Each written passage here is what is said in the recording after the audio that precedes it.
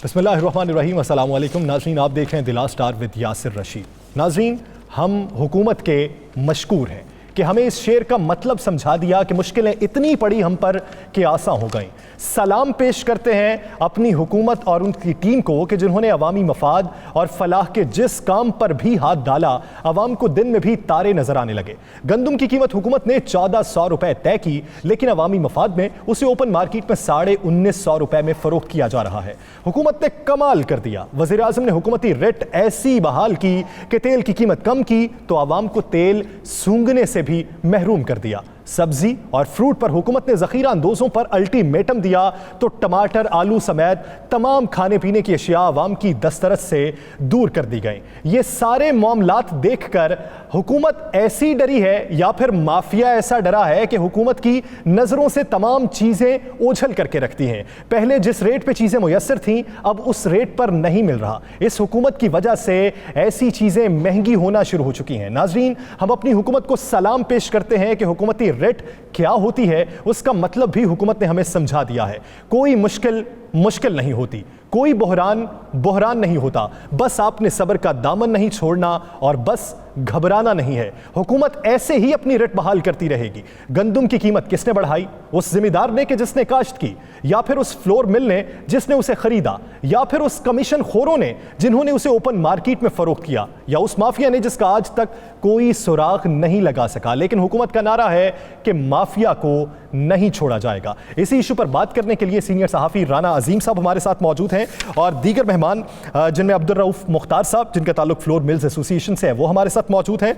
जावेद विर्क साहब सदर पंजाब अंजुमन ज़मींदार वो हमारे साथ मौजूद हैं और तर्जुमान पंजाब हुकूमत मुसर्रत जमशेद चीमा साहिबा हमें ज्वाइन करेंगी। राना साहब, सबसे पहले आपकी जानिब आऊँगा। पेट्रोल हो, अद्वियात हो, अशियाए ज़रूरिया की कीमतें हों, जिस पर भी हुकूमत की जानिब से नोटिस लिया गया उसकी कीमतें जितनी बड़ी थीं वहीं पर मुस्तहकम होकर रह गई और अवाम को यह बर्दाश्त करना पड़ रहा है। अब गंदम की भी सूरत हाल देखें कि गंदम की कीमत हुकूमत ने मुतय्यन की 1400 रुपए और अब 1950 में फरोख्त हो रही है। माफिया ज्यादा मजबूत हो चुका है या हुकूमत को माफिया की कुछ समझ ही नहीं है?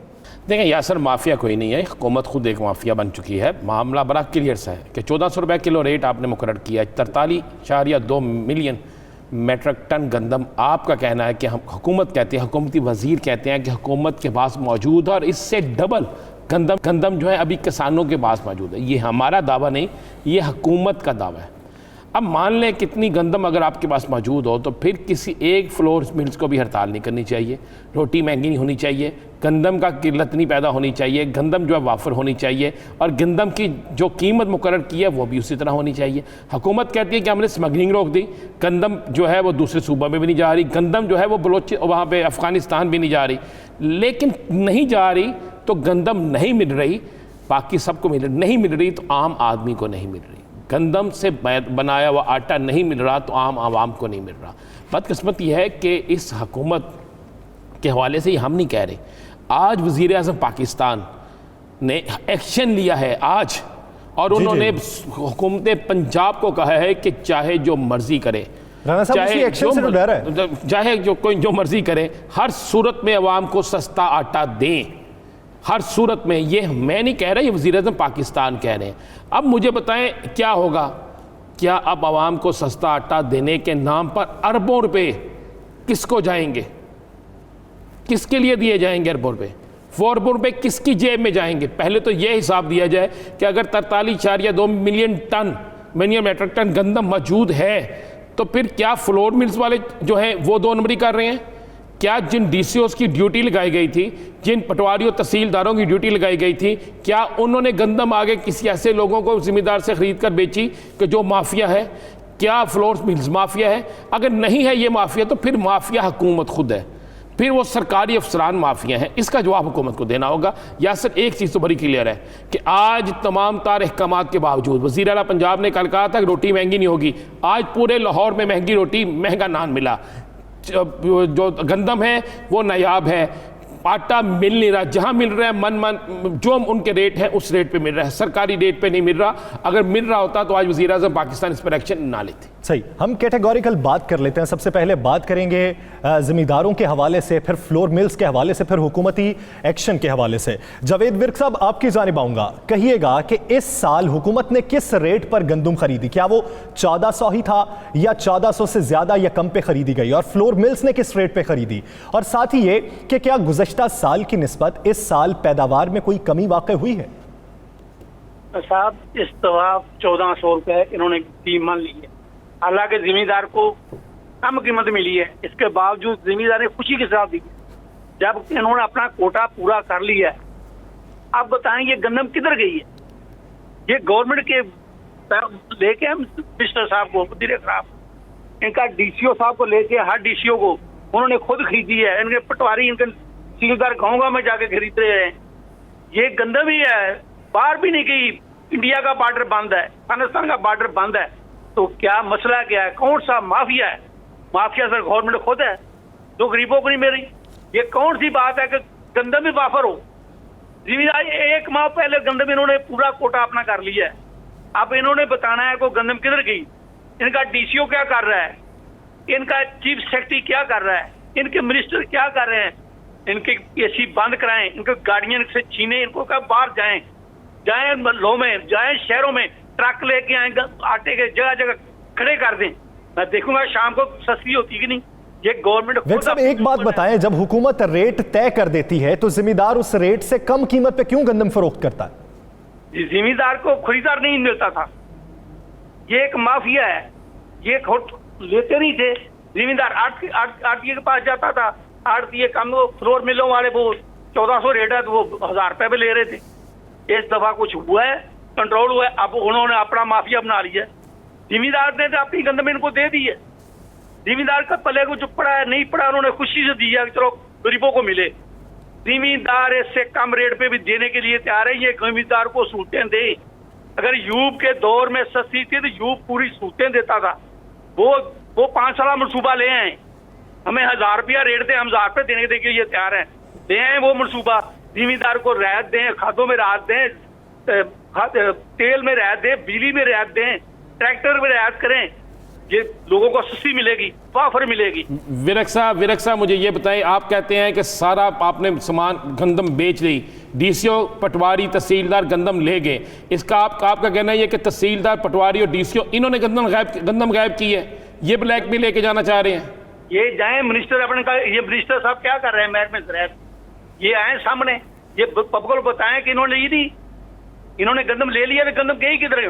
पूछे उनसे। वो कहते हैं हमारे पास वाफर है। ये फूड वाले यानी हुकूमत भी ये क्लेम करती है कि वाफर मिकदार में गंदम मौजूद है। जिम्मेदार ने तो अपना हक अदा कर दिया, जितनी हुकूमत ने रेट मुतय्यन किया था उस पर या उससे कम कीमत पर हुकूमत को दे दी, लेकिन गंदम गई कहाँ? इसी पर बात करते हैं। हमारे साथ अब्दुल रऊफ मुख्तार साहब भी मौजूद हैं। अब्दुल रऊफ साहब, जैसा कि जावेद विर्क साहब कह रहे हैं कि फ्लोर मिल्स और हुकूमत तो गंदम लेके जा चुकी है, आपने ये जिम्मेदारों से या हुकूमत से, दोनों पार्टी से किस रेट पे गंदम खरीदी? उसका जो रेट मुतय्यन किया गया था क्या उसी रेट पे, या फिर आपको भी बढ़ के रेट पे ओपन मार्केट में गंदम खरीदना पड़ी? देखिए जी, गवर्नमेंट का रेट था 1400 रुपए, और गवर्नमेंट ने, जो पंजाब गवर्नमेंट ने, उसने 41 लाख टन 1400 रुपए में गंदम खरीदी। जबकि फ्लावर मिल को इस दफा इन्होंने बैन कर दिया था कि वो स्टॉक नहीं करेंगे। तो अभी जो मार्केट में गंदम का रेट है प्राइवेट का, लाहौर में 1900 से ऊपर रेट है, और साउथ में चले जाएं तो वहाँ 1850 के करीब है। देखिए, पिछले साल गवर्नमेंट ने जितनी गंदम खरीदी थी, इस साल उससे 25 लाख टन ज्यादा खरीदी है, जिसकी वजह से, और फ्लावर मिल के पास पिछले साल 14 लाख टन थी पंजाब में, अब उनके पास, हमारे पास जीरो स्टॉक है। तो गंदम सारी गवर्नमेंट के पास है। 41 लाख टन इन्होंने पंजाब गवर्नमेंट ने खरीदी है, कोई 15 लाख टन पास्को ने खरीदी है, और 13 लाख टन सिंध फूड ने खरीदी है। सिंध फूड ने पिछले साल कोई स्टॉक नहीं लिया था, जीरो परचेज थी, और पंजाब की पास्को ने पिछले साल 8 लाख टन ली थी। तो जो हमारी क्रॉप है उसका साइज ऑलमोस्ट वही है जो पिछले साल से, बल्कि उससे थोड़ा ज्यादा है। मगर पिछली दफा जो चेंज है पिछली दफा से और इस दफा से, पिछली दफा पास्को, सिंध गवर्नमेंट और पंजाब फूड के पास कैरी फॉरवर्ड स्टॉक था, जो इस वक्त इस साल नहीं था। तो अभी इनके पास वही वीट है जो इन्होंने इस साल खरीदी है। तो दूसरा, इंशाल्लाह आप देखेंगे आने वाले वक्तों में कि आटे का कोई ऐसा इशू नहीं रहेगा। और हमने गवर्नमेंट ऑफ पंजाब से भी कहा है, गवर्नमेंट ऑफ पाकिस्तान से भी कहा है कि आप 20 लाख टन गंदम इम्पोर्ट कर लें, जो आपके पास शॉर्टफॉल है वो अभी से आप पूरा कर लें। अभी बहुत टाइम है, जुलाई है अभी। नहीं, आप समझते हैं कि इतनी गंदम खरीदने के बावजूद भी शॉर्टफॉल है? जी सर, शॉर्टफॉल है। अगर शॉर्टफॉल है तो डबल गंदम हुकूमत कहती है अभी पड़ी है अपनी मार्केट में, तो बजाय हम बाहर से लाने के किसको फायदा होगा फिर? सर देखें, मार्केट में गंदम उस तरह नहीं है, पंजाब में बिल्कुल नहीं है, सिंध में कुछ है, वो आ रही है। पंजाब में अभी मैं जो बात कर रहा था, अभी गवर्नमेंट ने प्राइवेट सेक्टर में परमिशन दी हुई कि आप जितनी मर्जी वीट इम्पोर्ट कर लें, पर प्राइवेट सेक्टर अब इन्होंने 1475 रेट बना दिया। प्राइवेट सेक्टर वीट इम्पोर्ट नहीं करेगी क्योंकि वो 1600-1700 रुपए मन में पड़ती है लाहौर में। तो अब वो गवर्नमेंट को, अगर हम बाहर से मंगवाते हैं तो किस रेट में बढ़ेगी? सर देखें, $220 रेट है कराची पहुंच का, तो लाहौर में आते आते उसका रेट 1700 से ऊपर हो जाता है। तो इसका मतलब है फिर नवाजने फिर इसका मतलब हम ये कह दें कि फिर एक नवाजने का सिलसिला शुरू होने लगा है?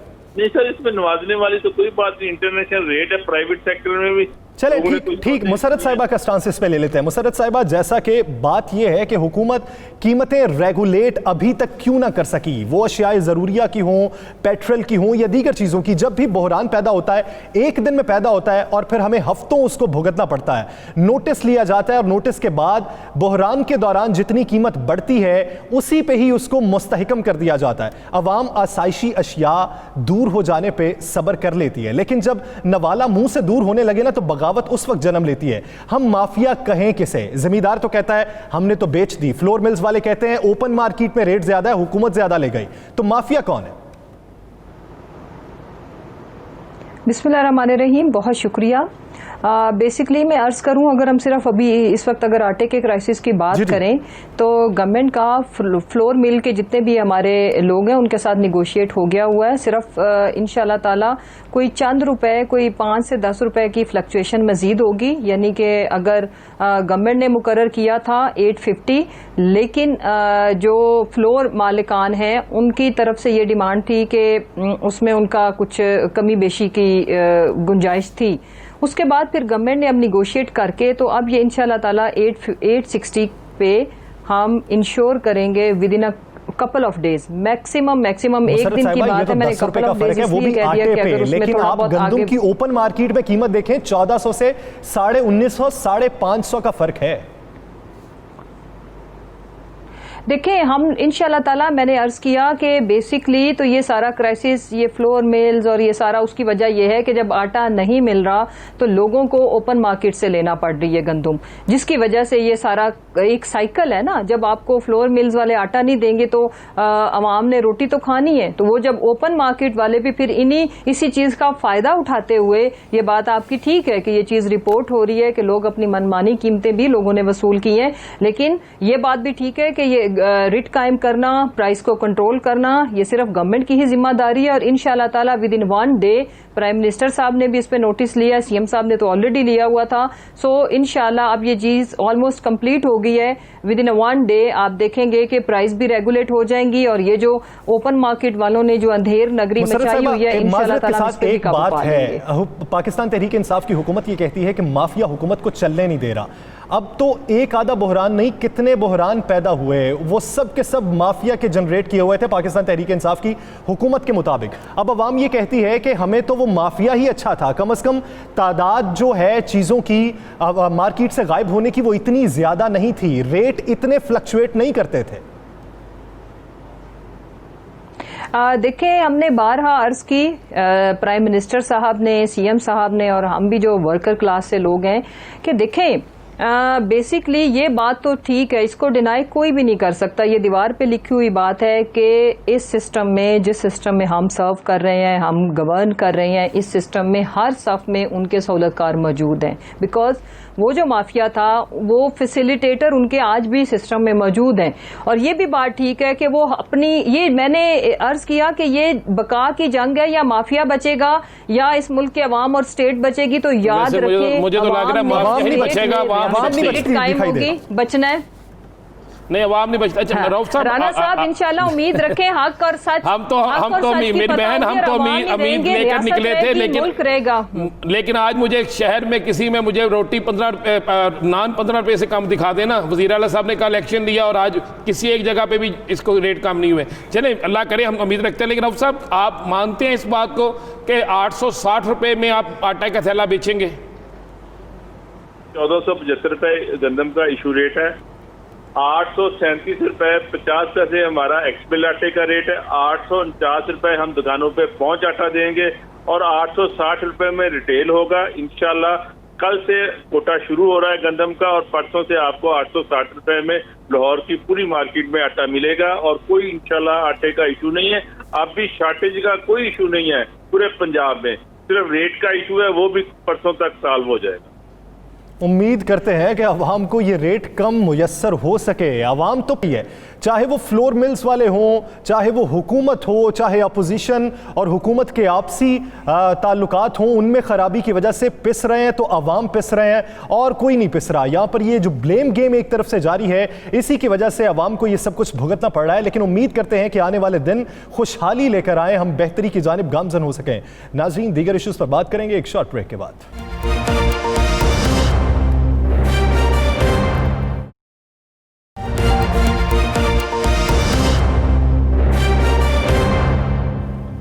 Welcome back. नाज़रीन, वज़ीर आला सिंध मुराद अली शाह को आज नैब ने तलब कर रखा था मेगा करप्शन स्कैंडल केस में तहकीकात की गर्ज से, लेकिन वज़ीर आला सिंध मुराद अली शाह की जानिब से नागुज़ीर वजूहात की बिना पर आज पेशी से माजरत के लिए दरख्वास्त की गई, जो कबूल कर ली गई है। अब 8 तारीख को उन्हें दोबारा तलब किया गया है। इसके साथ JIT की रिपोर्ट भी मंजर आम पर आ चुकी है, उस पर भी सरसरी सी बात होगी। सिंध के सियासी मंजर पर बात करने के लिए हमारे साथ मौजूद हैं वज़ीर तवानाई सिंध इम्तियाज़ शेख साहब और इसके साथ साथ पाकिस्तान तहरीक इंसाफ के रहनुमा हलीम आदिल शेख साहब हमारे साथ मौजूद हैं और सीनियर सहाफ़ी राना अजीम साहब हमारे साथ मौजूद हैं।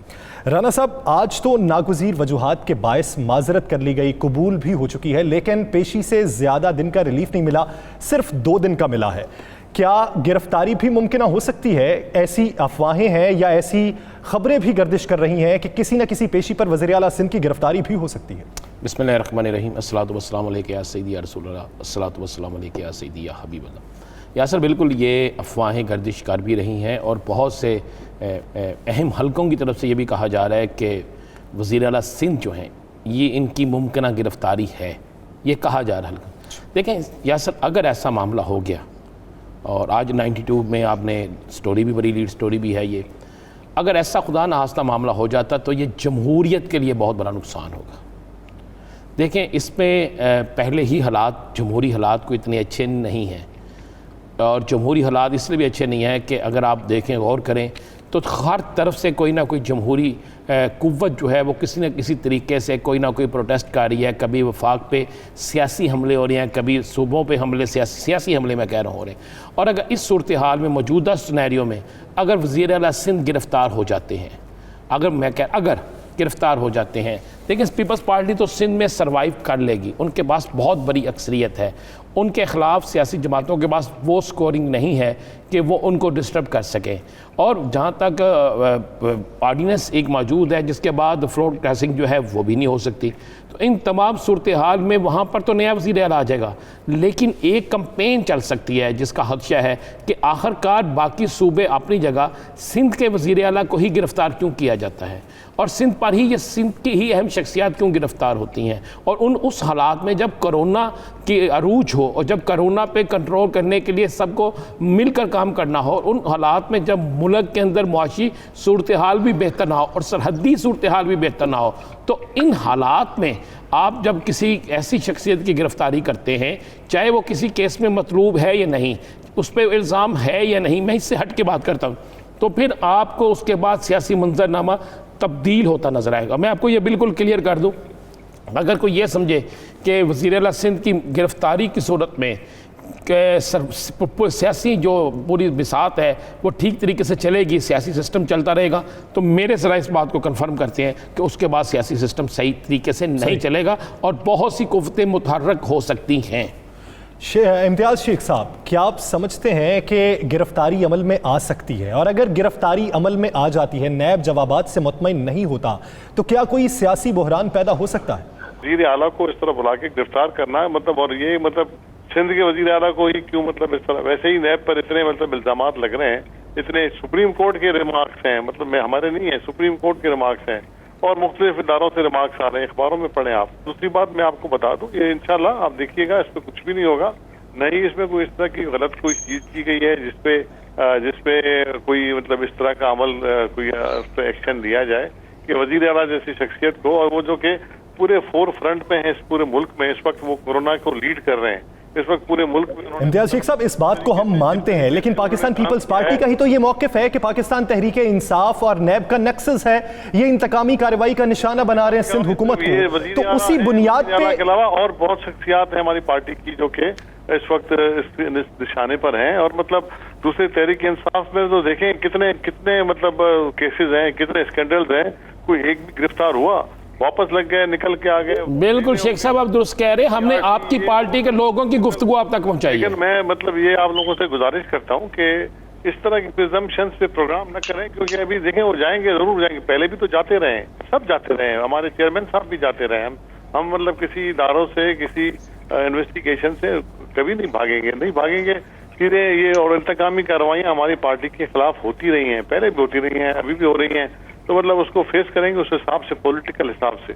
लेकिन ये अफसोस जरूर होता है कि मतलब सिर्फ एक ही पार्टी को सिंगल आउट क्यों किया जा रहा है, और वो भी एक सूबे में, मतलब ऐसा क्या हो गया है। और मतलब अभी यहाँ एक परसेप्शन बना दिया गया है कि जी रोड नहीं है, रास्ते नहीं है।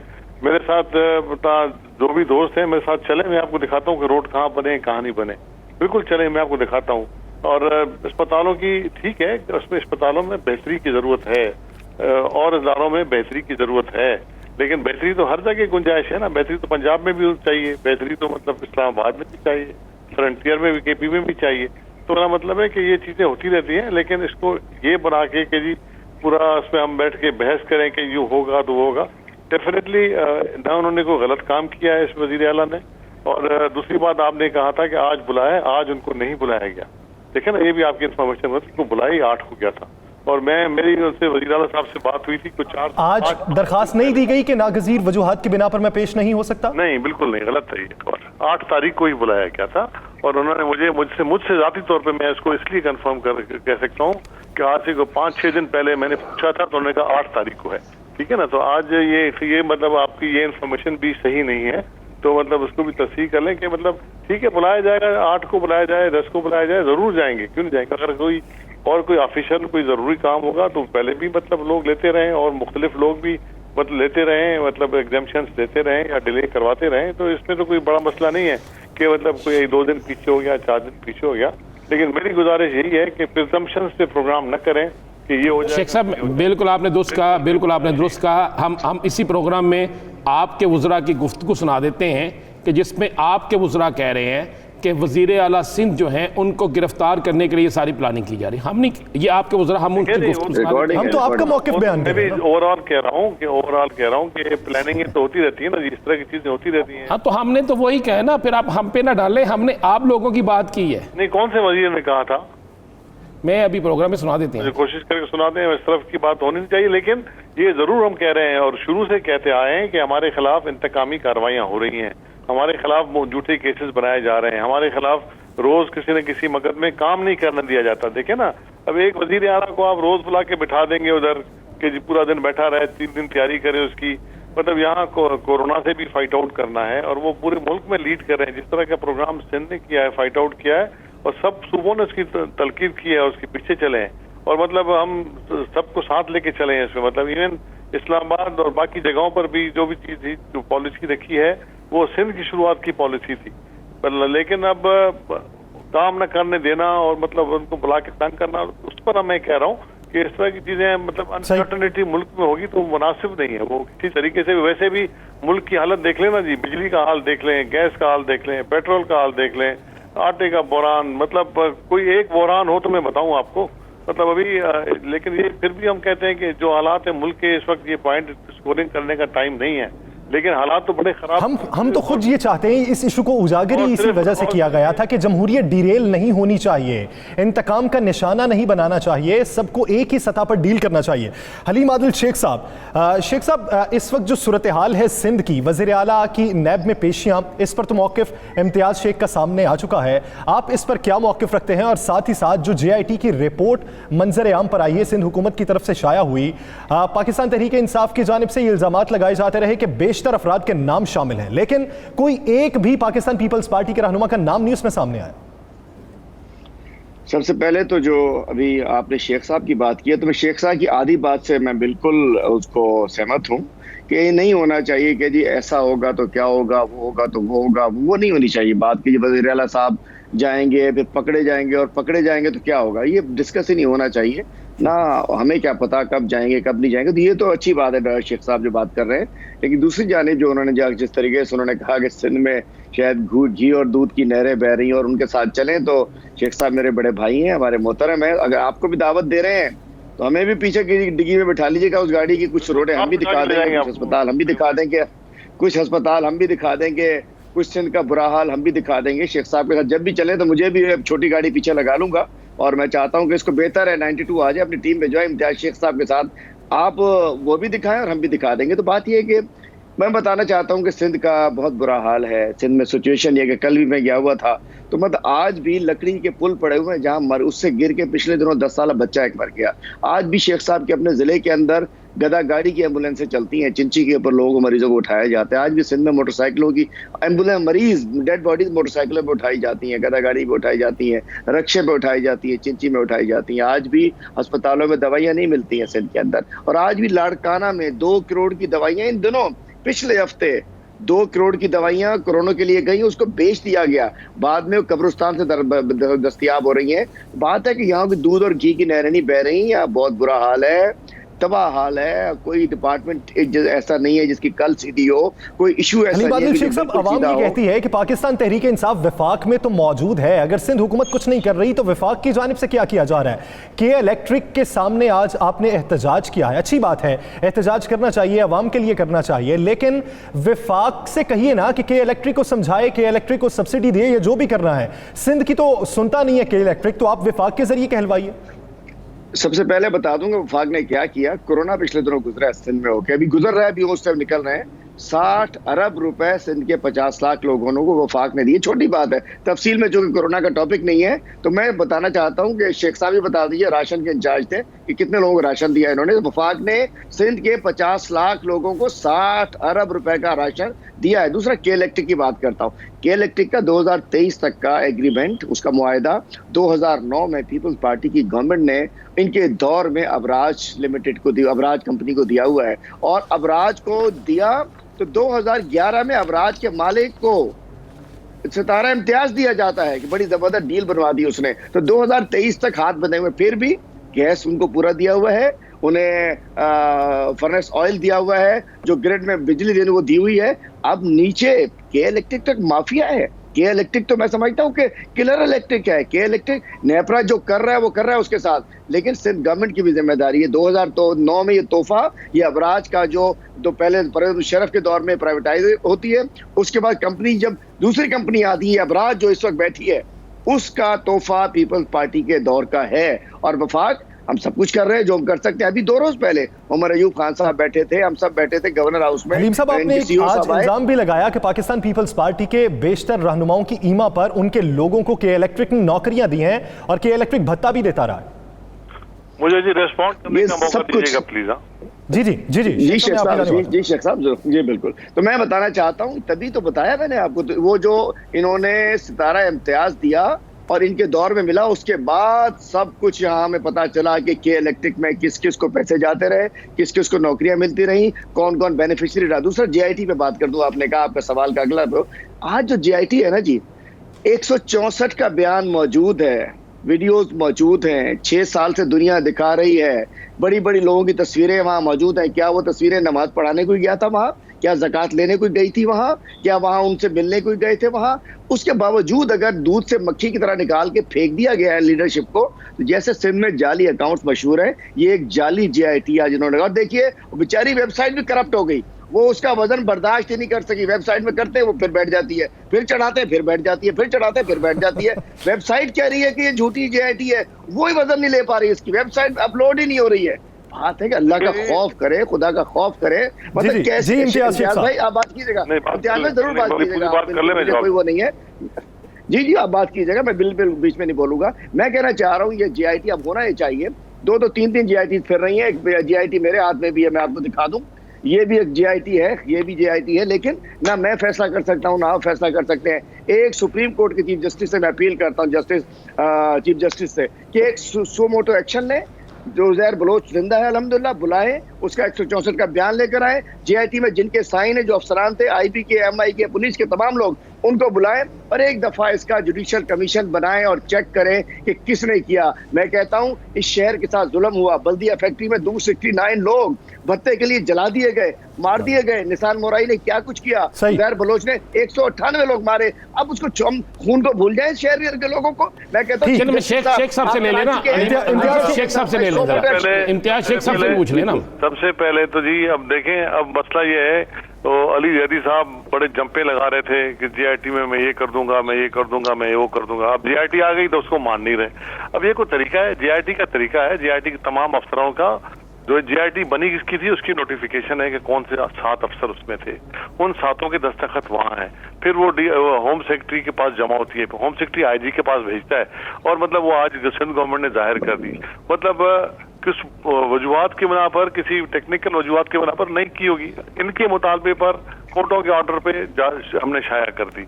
अब उसमें एक भी नाम बता दें तो कहाँ क्या मुंह रह गया अली जरी साहब का कि क्या किस मुंह से वो बातें कर रहे थे, कितना चीखो पुकार कर रहे थे।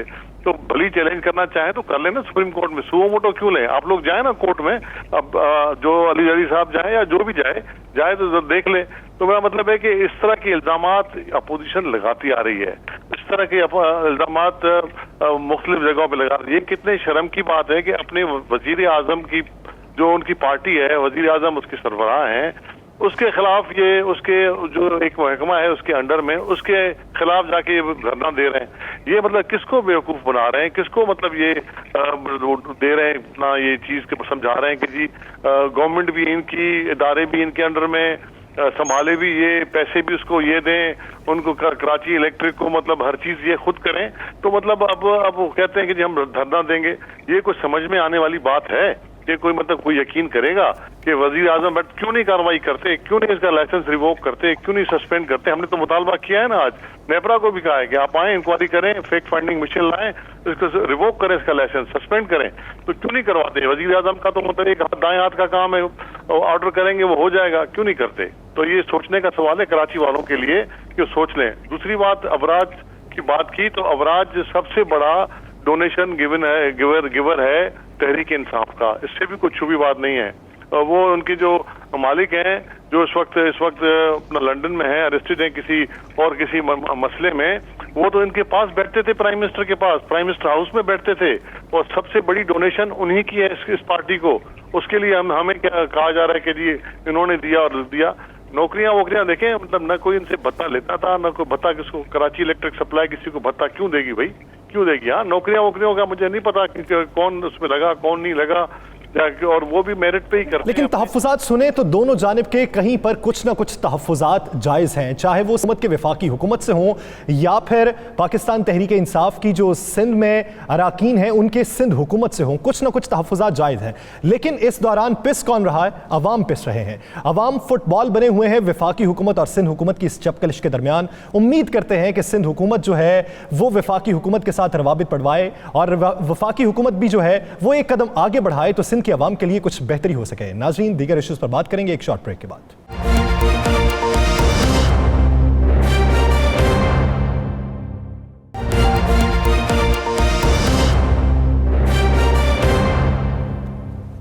Welcome back. नाज़रीन, पाकिस्तान तहरीक इंसाफ की हुकूमत जब इक़्तिदार में आई तो उसका ये मंशूर था कि जनूबी पंजाब सूबा बनाया जाएगा।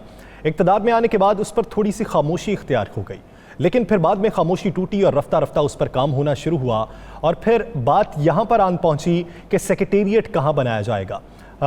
पाकिस्तान तहरीक इंसाफ की हुकूमत पंजाब ये चाहती है कि सेक्रेटेरिएट उसका जो है वो बहावलपुर में बनाया जाए और कैंप ऑफिस मुल्तान और खानेवाल बनाए जाएं, लेकिन बहुत से अफराद ये राय रखते हैं कि मुल्तान को दारुल खिलाफा बनाया जाना चाहिए। अब दो हिस्सों में अफराद बट चुके हैं। कुछ अफराद की राय ये कि मुल्तान को प्रेफरेंस देनी चाहिए, कुछ अफराद ये कहते हैं कि बहावलपुर को दारुल खिलाफा बनाया जाए। क्या ये जो राय है ये मुनकसिम होने पर ये मामला मजीद तूल नहीं इख्तियार कर जाएगा? इसी इशू पर बात करने के लिए सीनियर सहाफ़ी राना अजीम साहब हमारे साथ मौजूद हैं और पाकिस्तान तहरीक इंसाफ के रहनुमा नदीम कुरैशी साहब हमारे साथ मौजूद हैं और पाकिस्तान मुस्लिम लीग काफ के बहावलपुर से MPA मोहम्मद अफजल साहब ने हमें ज्वाइन किया है।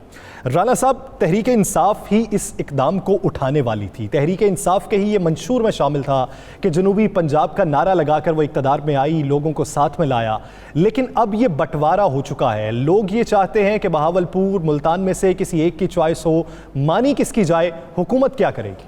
देखिए असर एक क्रेडिट हम तो तहरीक इंसाफ को देना चाहिए हमें कि तहरीक इंसाफ वाहद हुकूमत है जिसने जो वादा किया था उसे पूरा कर रही है। जनूबी पंजाब का नारा कई सालों से लग रहा है, बहुत सालों से हर हुकूमत ने जनूबी पंजाब का नारा लगाया, इलेक्शन होता है नारा लगता है, इलेक्शन के बाद वो नारा सिर्फ नारा रह जाता है। तहरीक इंसाफ और मुस्लिम लीग काफ दोनों ने मिलकर जनूबी पंजाब पर बड़ी मुशावरत की, बड़ी कोशिशें की और अब वो काम होता नज़र आ रहा है। देखिए सूबा बनने में भी बहुत टाइम लगता है, लेकिन ये बहुत बड़ा काम है कि जनूबी पंजाब के लोगों को अपने मसाइल के हल के लिए लाहौर की बजाय मुल्तान या बहावलपुर यानी जनूबी पंजाब के अंदर ही उन्हें वो सारी सहूलतें मुयस्सर हो जाएं। और इसके लिए मैं अप्रिशिएट करूँगा वज़ीर आला पंजाब को कि उन्होंने ये कदम उठा लिया। लेकिन इसके बाद जो एक ऐसी सूरत हाल बन गई है कि जिस सियासी जमात ने, जिस हुकूमत ने ये क्रेडिट लिया है, जो ये बहुत बड़ा काम करने जा रहे हैं, लेकिन ये बहुत बड़ा काम उनकी अपने अंदर इख्तलाफात को बहुत बढ़ा गया है। सोशल मीडिया के ऊपर ये नदीम कुरैशी साहब माने ना माने, बाकी कोई और माने ना माने, लेकिन सोशल मीडिया पे जब मैं रोज़ाना देखता हूँ एक जंग शुरू है कि मुल्तान वालों तैयार हो जाओ, बहावलपुर वालों तैयार हो जाओ, तो ये एक ऐसी जंग है जिससे ये जंग इसमें पीपल्स पार्टी हिस्सा नहीं ले रही, इसमें मुस्लिम लीग नून हिस्सा नहीं ले रही, इसमें जमात इस्लामी का हिस्सा नहीं है, लेने की जरूरत नहीं, इसमें ये आपस में लड़ रहे हैं। यानी इत्तेहादी से भी लड़ रहे हैं, तहरीक इंसाफ का MPA तहरीक इंसाफ से भी लड़ रहा है। और ये लग रहा है कि जो एक मुद्दों से पुराना एक ख्वाब था जब वो पूरा होता नजर आ रहा है, तो उस ख्वाब के पूरे होते होते एक मुस्लिम लीग काफ और तहरीक इंसाफ के दरमियान कहीं दूरियां ना बन जाए। खुद तहरीक इंसाफ के अंदर जो बहावलपुर की हमायत के लोग हैं वो कहीं इससे बुरा ना मना जाए, इससे छोड़ ना जाए। और ये बहुत बड़ा इम्तिहान है उस्मान बुज़दार साहब के लिए। और अगर ये अदावत या ये मुखालफत ख़त्म ना की गई तो फिर जहन में रखें सबसे पहले जो बड़ा अपोजिशन से बड़ा नुकसान जो होगा इनके आपस के इख्तलाफात का होगा, जो मुझे होता हुआ नज़र आ रहा है। कुरैशी साहब, आप तर्जुमान भी हैं पंजाब हुकूमत के, तो पंजाब हुकूमत तो ये चाहती है कि सेक्रेटेरिएट जो है वो बने बहावलपुर में, कैंप ऑफिस बने मुल्तान में और खानेवाल में। बहावलपुर में सेक्रेटेरिएट बनने पर इख्तलाफ क्या है? बिस्मिल्लाहिर्रहमानिर्रहीम।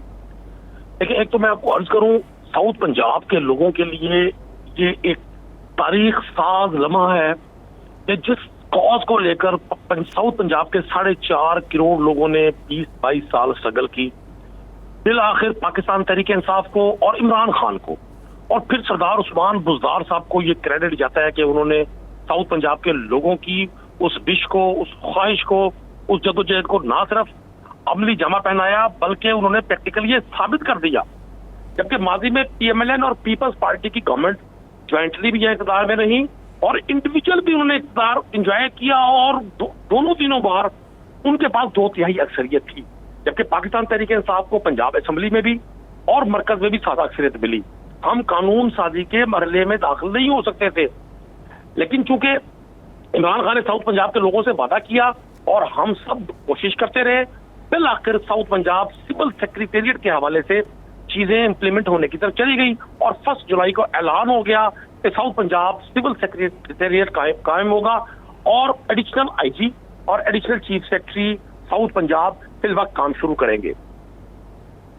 अब प्रॉब्लम शुरू यहां से होती है कि जो मुल्तान के लोग हैं उनकी एक ये बड़ी देरीनाज मुतालबा था कि मुल्तान की अपनी एक हिस्टोरिकल वैल्यू है। मुल्तान 4000 साल से ज्यादा तारीखी शहर है जिसकी हिस्ट्री किसी को मालूम नहीं।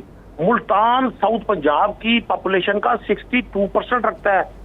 मुल्तान साउथ पंजाब के रेवेन्यू का 70% कलेक्शन। तो कुरैशी साहब, बहावलपुर वाले भी तो ये कहते होंगे कि कुछ अरसा पहले माजी में हम रियासत का दर्जा रखते थे। देखिए, हमें बहावलपुर के दोस्तों की ख्वाहिश का बड़ा एहतराम है। हमें ये खुदा न खास्ता, जैसे अभी राणा साहब फरमा रहे थे कि PMLQ या PTI के दरमियान इख्तलाफ का बाइस बनेगा, ऐसा नहीं है। हम सब लोग इमरान खान की क़यादत पे गैर मुतजलसल यकीन रखते हैं।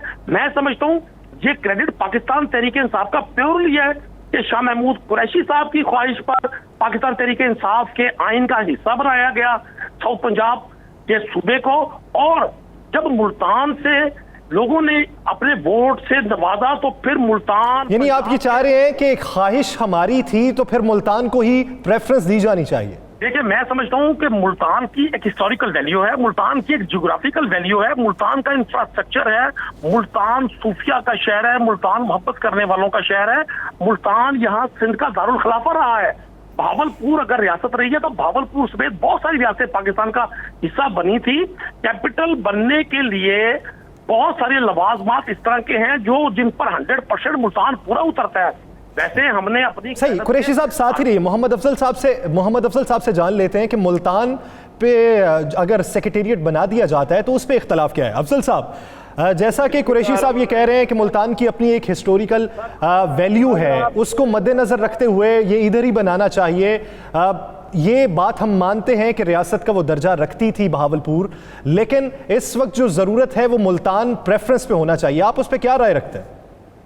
बहुत शुक्रिया। आप अगर मुझे 5 मिनट दें, जी मुझे मौका दें तो मैं थोड़ा सा बहावलपुर के बैकग्राउंड में बारे में, जनूबी पंजाब सूबे के मुतालबा इनका जायज़ है, हमें इनसे कोई इख्तलाफ नहीं है। हमारा तो सिर्फ एक ही मुतालबा है कि हमारा सूबा बहावलपुर था, उसको बहाल कर दिया जाए। 1951 में उस दौर के वजीर आजम पाकिस्तान साहब थे और गवर्नर ख्वाजा नाज़मुद्दीन साहब थे। इन्होंने बहावलपुर रियासत को सूबा का दर्जा दिया। 1952 में बहावलपुर सूबा के पहले इलेक्शन हुए, जो मखदूम हसन महमूद साहब, जो कि मखदूम अहमद महमूद साहब के वालिद मोहतरम थे, वो पहले वज़ीर आला बने। चौधरी बशीर चीमा साहब, जो कि तारिक बशीर चीमा साहब के वालिद मोहतरम थे, वो डिप्टी वज़ीर आज़म बने। और चौधरी फरजान अली साहब जो स्पीकर उस असेंबली के बने। 1995 में वन यूनिट कायम हुआ और तमाम सूबे खत्म कर दिए गए।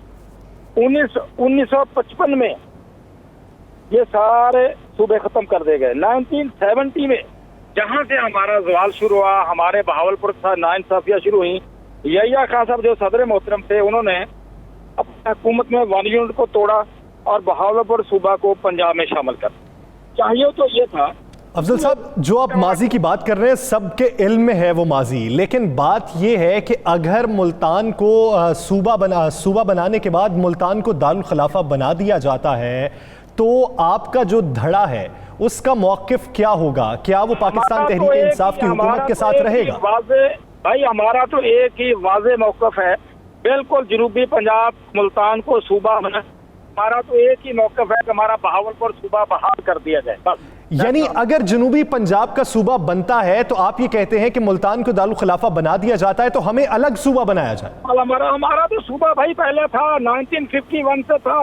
हम तो कहते हैं कि जो 1970 में वन यूनिट को दोबारा रीइंस्टेट हुआ, हमारा सूबा उस टाइम री हो जाना चाहिए था, यही खान साहब को चाहिए था। हमारा तो 97 में तहरीक चले, हजारों लोग। अच्छा, अब ये बता दें कि अब ये बता दें कि ये जो मौजूदा सिनेरियो में सेक्रेटेरिएट बनाया जा रहा है, मुल्तान वाले चाहते हैं मुल्तान में बने, आप चाहते हैं बहावलपुर में बने। अगर ये बहावलपुर में नहीं बनता तो क्या फिर आप इत्तेहाद में रहेंगे?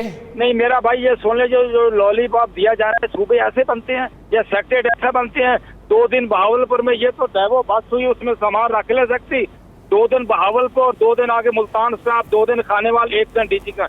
ऐसे सूबे नहीं बनते, ऐसे सेक्रेटेरिएट नहीं बनते। हमारा मुतालबा ये है कि हमारा सूबा बहाल किया जाए, जनूबी पंजाब को भी बनाया जाए जो दुनिया में जैसे है। कुरैशी साहब, जैसा कि मोहम्मद अफजल साहब ये कह रहे हैं कि अगर आपने जनूबी पंजाब बनाना है तो शौक से बनाइए, मुल्तान को दारुल खिलाफा बनाइए, हमें फिर अलग सूबा बनाइए। अगर तो हमें भी उसमें रखना है तो फिर दारुल खिलाफा वही होना चाहिए।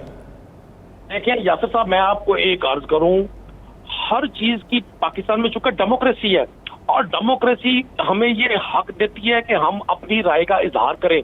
मैं बतौर रुकने सूबाई असेंबली अपनी पार्टी के हर फैसले का पाबंद हूँ, मैं अपनी पार्टी डिसिप्लिन का पाबंद हूँ, लेकिन चूंकि मेरा ताल्लुक मुल्तान शहर से है और मैं आपको अर्ज कर दूं मुल्तान शहर ने 2013 में इस नए पाकिस्तान की बुनियाद रखी थी।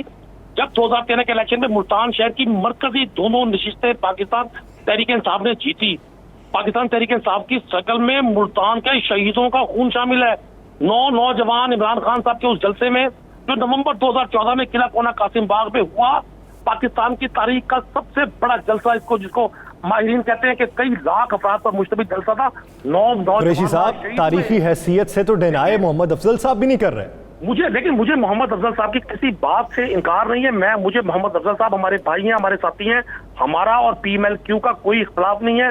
हम इत्तेहादी जमातें, हमने पूरी स्ट्रगल इकट्ठे की है इस मसले को भी। ये बड़ा, लेकिन कुरैशी साहब सिर्फ एक बात है कि अगर सवाल सिर्फ ये है, अगर सेक्रेटेरिएट बहावलपुर बन जाता है तो आपका जो धड़ा है जो ये कहता है कि मुल्तान में बनना चाहिए, उसका रद्द-ए-अमल क्या होगा? देखिए, हमने सबसे पहली बात, हमने इमरान खान साहब की क़यादत में हर उस फैसले को मानना है जो जमहूरी अंदाज में होगा। इमरान खान साहब ने, उस्मान बुज़दार साहब ने ये बड़ा वाइज डिसीजन किया, क्योंकि हमारे पास 2/3 अक्सरियत नहीं है, कानून साजी हम नहीं कर सकते। उन्होंने भावलपुर और मुल्तान ये जो ज्वाइंट बनाया है सिविल सेक्रेटेरिएट, ये बुनियादी तौर पर उस सूबे के बुनियाद की पहली ईंट रखी जा रही है जो साउथ पंजाब सूबा पाकिस्तान के नक्शे पर इंशाल्लाह उभरेगा। मेरा मुतालबा, मेरी ख्वाहिश और मेरी बिल ये है कि सिर्फ ये ना किया जाए कि सिर्फ या तो सिर्फ भावलपुर को बना दिया जाए या फिर मुल्तान को। चूंकि हमारे पास जमहूरी तरीका है, हम साउथ पंजाब के अरकान असेंबली की कसरियत राय से फैसला कर सकते हैं। अगर चलिए, बिल्कुल ठीक हो गया, बिल्कुल नदीम भाई सब ठीक हो गया। अफजल साहब, अगर ये आपको क्या ये मसौदा, मैं आपको ये बताता चलूं, बहावलपुर 2018 वाले इलेक्शन में इमरान खान साहब जो मौजूदा वज़ीर-ए-आज़म पाकिस्तान है, इन्होंने जलसा में फरमाया था, सब झूठ बोल रहे हैं, सब पार्टियां झूठ रहे हैं, मैं इंशाल्लाह सूबा बहावलपुर बनाऊंगा। हम तो इमरान खान साहब को वो वादा याद करवा रहे हैं और इंशाल्लाह हम उम्मीद भी रखते हैं, तवक्को रखते हैं इमरान खान साहब हमारे साथ इंसाफ फरमाएंगे। यानी आपके नजदीक ज्वाइंट सेक्रेटेरिएट नहीं होना चाहिए और सेक्रेटेरिएट एक ही होना चाहिए, वो बहावलपुर होना चाहिए, और अगर बहावलपुर को नहीं बनाते तो बहावलपुर को एक अलग सूबा बनाना चाहिए। हम ये उम्मीद करते हैं कि ये मामलात खुश असलूबी से हल हो जाएं ताकि पाकिस्तान तहरीक इंसाफ के जो इत्तेहादी उनसे सिर्फ इस वादे पर जुड़े हुए हैं कि जनूबी पंजाब को सूबा बनाया जाएगा, वो उनसे मुंह ना फेर लें। नाज़रीन, द लास्ट स्टार से मुझे दीजिए इजाज़त। अल्लाह ने के बाद।